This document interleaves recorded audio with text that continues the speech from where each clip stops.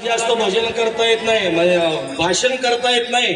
भजन कीर्तन ओव्या काही सांगा, पण त्यातून एक तुम्हाला छानसा संदेश सांगतो.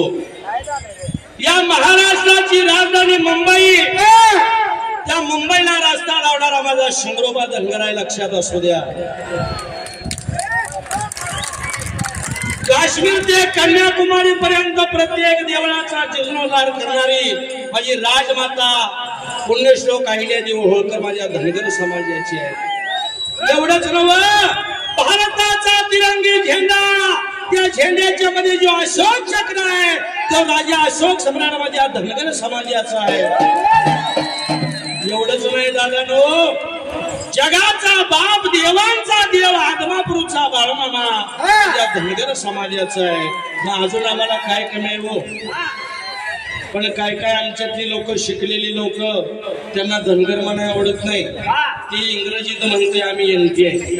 बरं, एनटी तर एनटी दादा, धनगराचा लॉंग फॉर्म इंग्रजीत बघायला गेला तर फार मोठा आहे. डी म्हणजे डोकोमो, एच म्हणजे हाच, ए म्हणजे एअरसेल, एन म्हणजे नोकिया, पुन्हा ए म्हणजे एअरटेल, जी म्हणजे गुगल आणि आर म्हणजे रिलायन्स. सगळ्या जगात आपली रेंज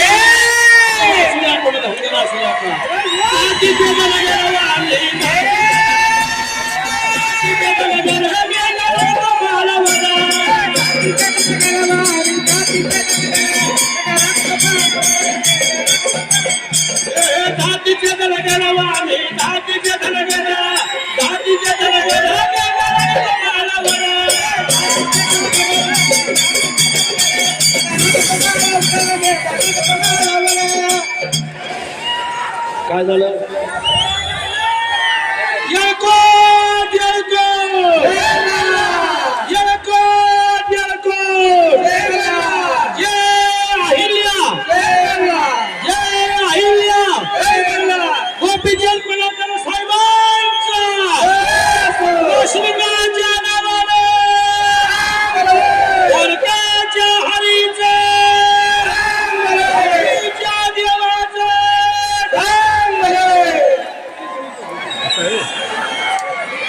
उद्या खाली बसा, खाली बसा. अजून 20 मिनिट आहे साहेब.